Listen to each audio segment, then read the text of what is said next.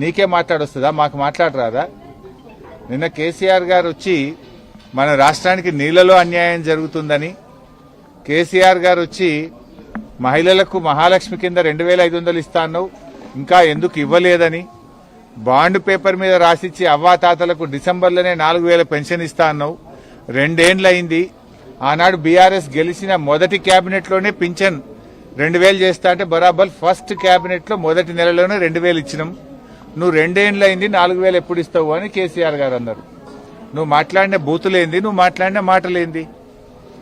నువ్వేమో విద్యాశాఖ మంత్రి, నేను ఉద్ధరిస్తా, నాకు విద్య మీద ప్రేమ, పేదలంటే ప్రేమ అన్నావు. ఏం ప్రేమ నీది? 4 నెలలకెళ్ళి మెస్ బిల్ ఇవ్వకపోవడం, 4 నెలల నుంచి కటింగ్కో కొబ్బరి నూనెకో కాస్మెటిక్ ఛార్జెస్ ఇవ్వకపోవడం, ఇదేనా పిల్లల మీద నీకున్న ప్రేమ?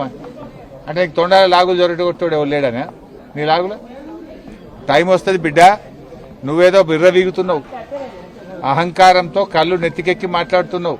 మళ్ళీ గెలుస్తా, 2/3 గెలుస్తా అని పెద్ద శపథాలు చేస్తున్నా అని మాట్లాడుతున్నావు. వెనకడ కూడా గిట్లే శపథం చేసినావు. కొడంగల్లో ఓడిపోతే రాజకీయ సన్యాసం తీసుకుంటా అన్నావు. పొల్లు ఒడగొట్లే నిన్ను కొడంగల్లో. రాజకీయ సన్యాసం తీసుకున్నావా? మాట తప్పినవా? మాట తప్పినవు నువ్వు.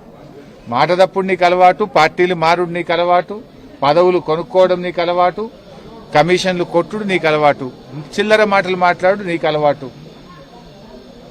ఎందుకు ఈ పిచ్చి మాటలు మాట్లాడుతున్నావు? ఇలా పిల్లలకు ఓ బ్లాంకెట్ లేదు, వేడి నీళ్లు లేవు, కాస్మెటిక్ ఛార్జెస్ లేవు, 4 నెలలకెళ్ళి మెస్ బిల్లు లేదు. ఆ పిల్లల్ని ఇంత గోసపెడుతున్నావు. ఇది పాఠశాల విద్యాశాఖ మంత్రిగా నీ శాఖ కిందికే వస్తుంది.